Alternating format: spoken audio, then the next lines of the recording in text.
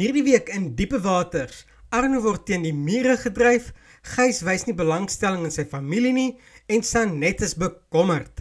Dis jou voorskou vir 22 tot 25 Desember. Hallo almal, dis Jock en jy kyk nou na TV Praatjies. As jy nuut is, welkom en moenie vergeet om in te teken en die klokkie te druk sodat jy altyd op hoogte sal wees wanneer nuwe video's opgelaai word nie. En as jy al 'n ou vriend is, welkom terug. Kom ons kyk sommer dadelik weg. Maandag 22 Desember. Rousseau stel homself in die verleentheid. Gys stel nie belang in sy familie nie. Arno is heeltemal gebroke. Ek het al voorheen gesê en ek gaan dit nou weer noem. Arno en Carla het te vinnig getrou. Carla is nog jonk en om getroud te wees is 'n groot verantwoordelikheid.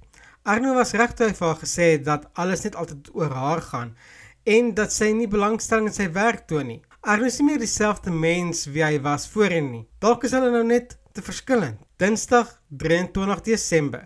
Sanet oortuig Rousseau om aan die konsert deel te neem. Felicity dryf Arno teen die muur uit. Ek dink daai vrou sal enigiemand teen die muur uitdryf. Tannie G kom tot Letty se redding.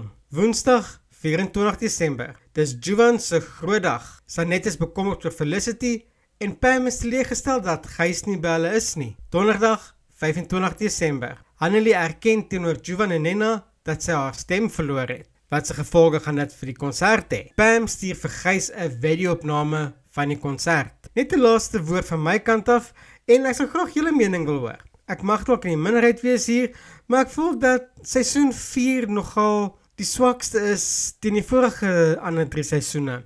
Watter seisoen was vir jou die gunsteling? Laat weet my in die kommentaar. Van my kant af wil ek net 'n geseënde Kersfees toewens aan al my TV Praatjies vriende. Dankie dat julle so gereeld kyk en my ondersteun. Mag jy en jou familie 'n wonderlike Kersseisoen beleef en as jy op die pad is, veilig wees.